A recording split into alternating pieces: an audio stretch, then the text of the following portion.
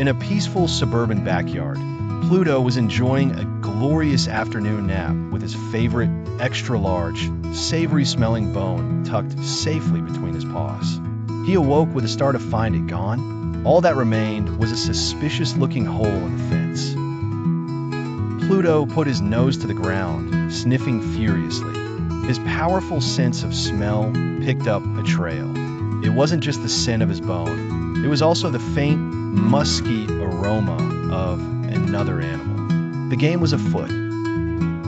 Pluto began his investigation. He first interrogated a bluebird chirping on a fence post.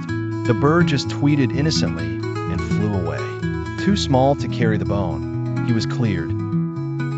Next, he eyed the lazy tabby cat napping on a porch swing. The cat just yawned, stretching its claws. No bone in sight.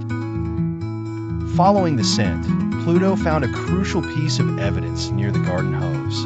A perfect, tiny paw print pressed into a patch of wet mud. It was too small for a dog, too big for a cat. The mystery deepened. The trail of musky aroma led him under the porch into a dark, cobwebby space. Pluto, being a brave detective, squeezed his way in. It was a tight fit, and he got a cobweb stuck on his nose, which made him sneeze loudly. Suddenly, he heard a frantic rustling from a nearby rhododendron bush. He bounded toward it, his ears perked. Whatever it was trying to hide something. He circled the bush, letting out a low, curious woof.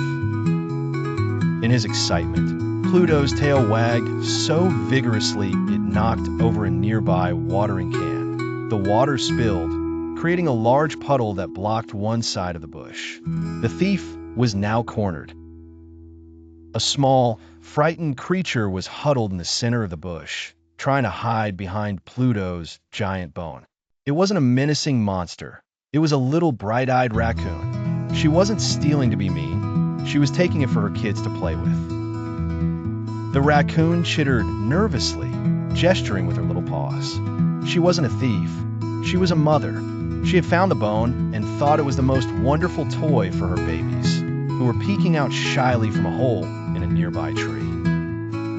Pluto's detective fury instantly melted away. He looked at the tiny, playful raccoon kids clumsily tumbling over the bone, which was almost as big as they were. They weren't harming it. They were having the time of their lives. Instead of taking his bone back, Pluto made a grand, generous decision. He gave a soft, friendly bark and nudged the bone closer to the kids. He would donate it to the cause of fun. The mother raccoon chittered gratefully. As a thank you, the mother raccoon surprised Pluto. She led him to a hidden spot where she had buried a different, equally splendid bone she had found weeks ago. It was a trade. The case was closed. The culprit was a well-meaning mother. The motive was play, and the resolution was a new friendship. Pluto trotted proudly out from under the bush with his new treasure. That evening, Pluto lay contentedly on his porch with his new bone. He could hear the happy chitters of the raccoon family playing with their new toy. His original bone had found a better purpose. Mickey Mouse came out to check on him. "What have you been up to, Pluto?" he asked. Pluto just wagged his tail, looking very pleased with himself. He may not have solved the crime, but he had solved the mystery, and that was even better.